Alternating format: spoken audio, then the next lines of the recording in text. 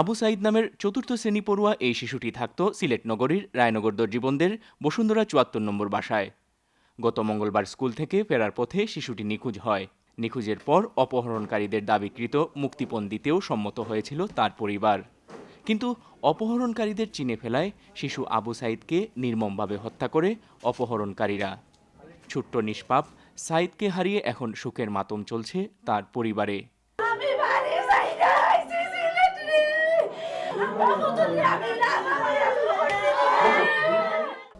সকালে আমার ভাইয়ের উচিত বিচার করকা।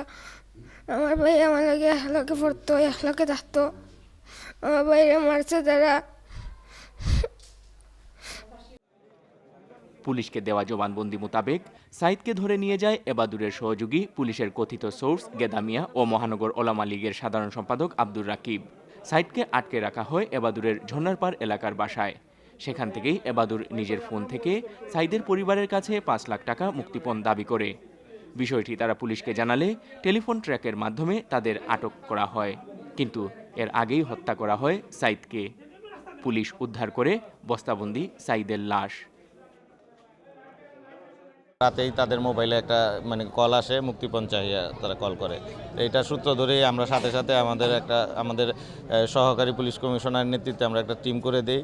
তারা সিভিলে এই টিমটা এই কাজ করে বাচ্চাটাকে উদ্ধার করার জন্য কাজে নেমে যায় এবং তাদেরকে ফলো করতে থাকে এবং এর প্রেক্ষিতেই আমরা আজকে এই আসামিগুলোকে অ্যারেস্ট করতে সক্ষম হই এবং আসামির বলা তথ্য মোতাবেকই আমরা এখানে আসামির বাসা থেকে বাচ্চার মৃত দেহটা উদ্ধার করি।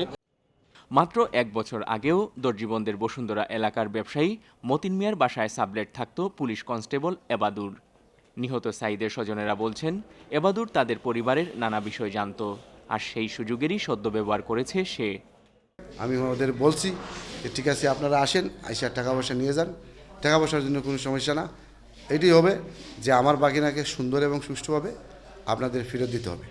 যা করে আমাদের প্রমিস করছিল ফেরত দিবে, কিন্তু ভাগ্যক্রমে দেখা যায় ওরা যেদিন অপহরণ করছে টাকা চাওয়ার আগেই আমার বাগিনাকে ওরা খুন করে ফেলে, নৃশংসভাবে হত্যা করে। শনিবার রাতে আটকের পর রোববার আদালতে নেওয়া হয় এবাদুরকে। ১৬৪ ধারায় তার জবানবন্দি রেকর্ড করেন প্রথম শ্রেণীর ম্যাজিস্ট্রেট সাইদুল করিম।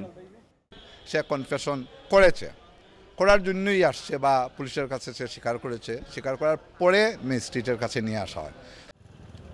এরই মধ্যে সাইদের মামা বাদী হয়ে মামলা দায়ের করেছেন কোতোয়ালি থানায়। জবানবন্দি রেকর্ডের পর এবাদুরকে জেল হাজতে পাঠানোর নির্দেশ দেয় আদালত। বাকি দুজনের জিজ্ঞাসাবাদ চলছে পুলিশের হেফাজতে। Mainuddin Manju, channel S news, Sylhet.